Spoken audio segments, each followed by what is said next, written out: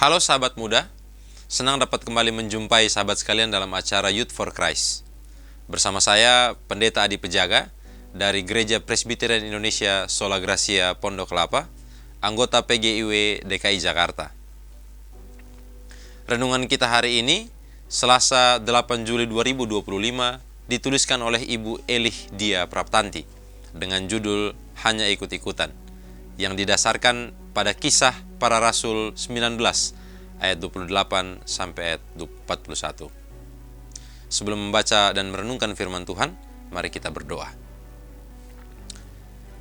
Bapa yang baik, kami bersiap untuk mendengarkan firman-Mu ya Tuhan.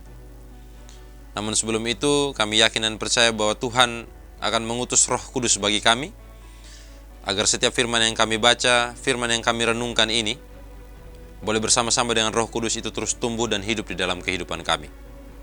Terima kasih banyak ya Bapa. Inilah permohonan kami.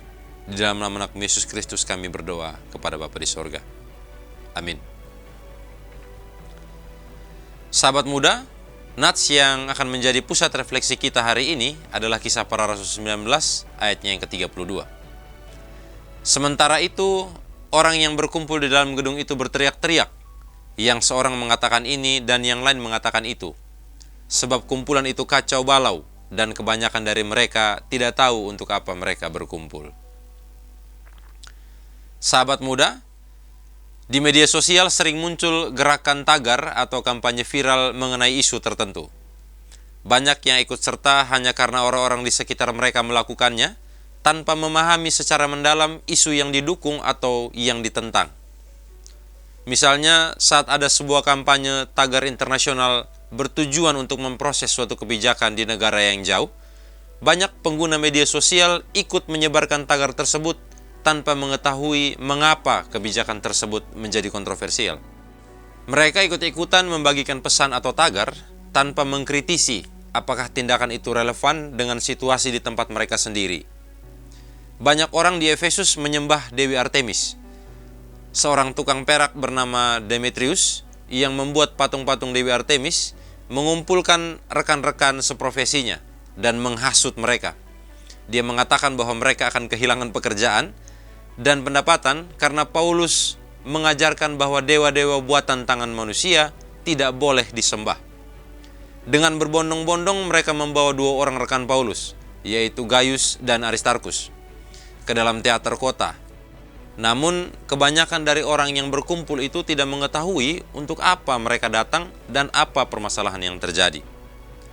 Akhirnya, karena tidak ada bukti yang menunjukkan bahwa Paulus atau pengikutnya telah menghina kuil atau dewi mereka, kumpulan massa itu kemudian dibubarkan dan harus mengikuti prosedur hukum yang berlaku. Sahabat muda, tekanan sosial dan tren media sosial bisa membuat seseorang ikut terlibat dalam suatu gerakan tanpa memahami konteks, fakta, atau alasan di baliknya. Hal ini bisa memperburuk situasi karena pesan yang disebarkan tidak relevan. Berhati-hatilah dan bersikaplah kritis sebelum melibatkan dirimu dalam sebuah gerakan atau perkumpulan. Jangan hanya ikut-ikutan. Mari kita berdoa.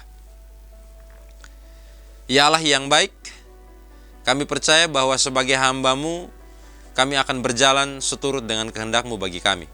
Oleh karena itu ya Tuhan, seperti telah firman-Mu beritakan kepada kami, biarkanlah kami menjadi hamba-Mu yang setia, bukan menjadi hamba-Mu yang hanya ikut-ikutan. Biarkanlah kami menjadi hamba-Mu yang memahami kasih setia Tuhan kepada kami, sehingga kasih itulah yang akan kami bagikan kepada orang lain. Di dalam nama Anak Yesus Kristus, kami berdoa kepada Bapa di sorga. Amin. Sahabat muda, demikianlah renungan kita hari ini.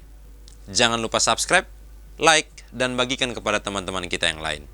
Tuhan Yesus memberkati.